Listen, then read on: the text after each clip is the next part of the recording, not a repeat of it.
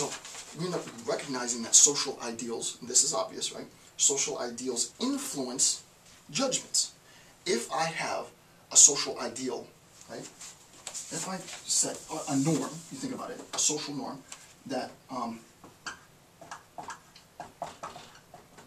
blonde hair and blue eyes are best, right? If I, I'm just a very sort of general idea, right? If I have the norm, the social ideal, that blonde hair and blue eyes are best, and I got that from some perverted scientific, pseudo-scientific norm, which itself came from some decayed sense of morality, or to be technical, then I recognize that this norm has to have, if it's going to have any teeth, it has to have judgment. There's a judgment built in it, right? Right? As we said before, right? If it says blonde hair and blue eyes are best, and we'll represent that by X, and I don't have blonde hair and blue eyes, right? If the social ideal, social norm says blonde hair and blue eyes are best, and I don't have blonde hair and blue eyes, then I recognize that I'm not the best, right? It's immediately, hierarchy is built into the moral imperative. Right? This is a pretty crappy moral imperative. This state of affairs, right? This state of affairs is our judgment, right? It's a sociological judgment.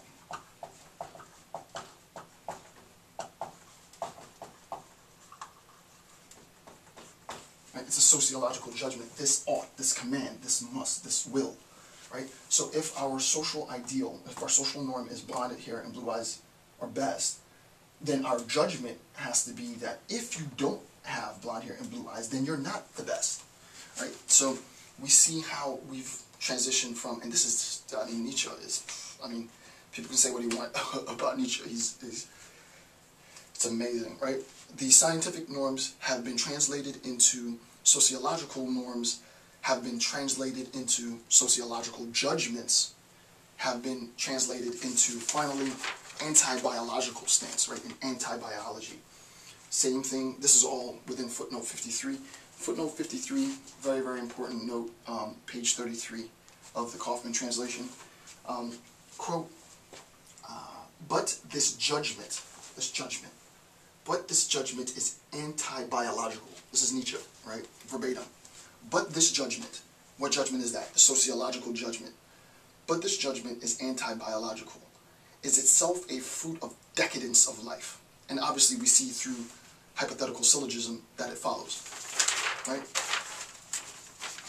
If the decadence influences scientific norms, and scientific norms influence social ideals, and social ideals influence sociological judgments, and sociological judgments create an anti-biological state of affairs, then an anti-biological state of affairs is a consequence of decadence, right? And that's basically what he's saying. He's setting up a very, very sort of systematic hypothetical syllogism wherein one antecedent influences a consequence, and that consequence now becomes a new antecedent, and on and on and on and on and on, until we get to an anti-biological state of affairs. This is all within the text. And what I've done is to legitimize, hopefully, my representation, pictorial representation of what Nietzsche says, based on the text itself. And this is why I think it's important that there are images associated with this, because it would be impossible, I think, to have a true understanding of the importance and the relationship of these concepts if you didn't have an image you can pull. So, just for good discussion on Nietzsche, you could say something, you know, if you're just doing this so you have great dinner conversation. This is a perfect instance, right? I got the image in my head, right? And it's decadence to anti-biology. How do I get there? Decadence influences science, right? Science influences sociological ideals. Sociological ideals influence the judgments. The judgments influence an anti-biological approach, right? So if I were to say that without having that pictorial representation in my head, it would be very difficult to see the relationships. But once we recognize that pseudoscience influences our social ideals, yeah, the blonde hair, blue eye example works. But it's not just that it influences our social ideals, but that our social ideals then cast judgment on us. You must look like this. You ought to look like this. You will look like this. If you don't, right? If you don't, then you are being judged against, right? You are immediately set on a lower rung of the hierarchy of, the perfection of human beings, if you will.